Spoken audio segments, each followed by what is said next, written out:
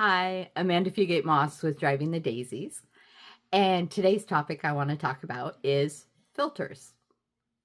There's something magical about older people and like them losing their filters. I don't know, it's just great. I know back when I was an elementary school teacher, I used to love working with the little kids because they just didn't have filters. They would say what they thought. Is so much easier.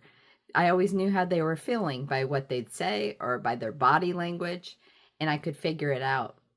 Um, and I've experienced that with older adults too. Right now, I work as a notary, and something I really appreciate with my clients is that they don't have filters, a lot of them, and it's great. And I love how they love to tell me their life stories. I've had so many times where they'll start sharing things and they're sharing all this stuff and a lot of personal stuff, and I'll look over at the family members and they're cringing, and a lot of times they'll cut them off and go, what are you doing? Why are you telling her our secrets, our family secrets? It always cracks me up. And recently I was told this story by one of the people that I know, and she gave me permission to share this story, so I'm going to share it with you. And she was talking about filters and secrets, and her parents ended up in care facilities before they passed away. And one of the things that had happened previous to that is that her dad had told her, if I end up in a facility or things are going downhill, that is the only time you have permission to open this box. There was a box that was in the safe. And so he ended up in the facility. She ended up opening the box. Come to find out that her parents for years and years weren't married. And they never knew. Like, she never knew. She called up her sister and she's like, do you realize mom and dad weren't married all these years that we've been celebrating anniversaries and doing things as a family?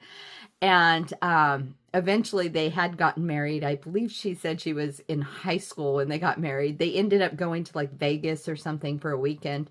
And they came back and her dad had a wedding ring on. And she's like, Dad, why are you wearing a wedding ring? You've never worn a wedding ring all these years. And he's like, oh, I just feel like it now. Well, it turns out that's when they got married. And so she laughs hysterically about it now. I mean, obviously at the time, I think she was very confused, and her sister was confused. But that got me thinking about my grandparents and how my grandparents didn't have filters either. My grandpa didn't have a filter, but my grandma really didn't have a filter. Like, and that was her entire life. I mean, my grandma just said what she thought. And one of my favorite memories is whenever she'd get mad at my grandpa, she'd tell him, Fred, I should have married that rich pig farmer. Well, it turns out, because she used to love to tell this story, anybody that knew the family or even came to visit would find out about this story.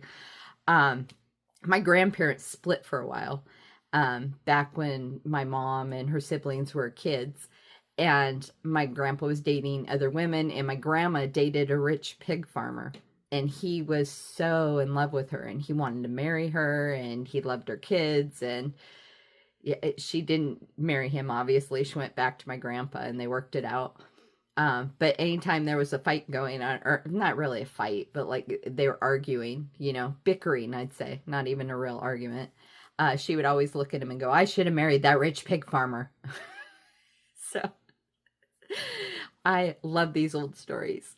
Do you have an old story that you want to share in the comments below about something that you learned maybe when your parents or grandparents like became older, or some story that they share that just cracks you up now and you're like, I can't believe they told me this. I can't believe this happened.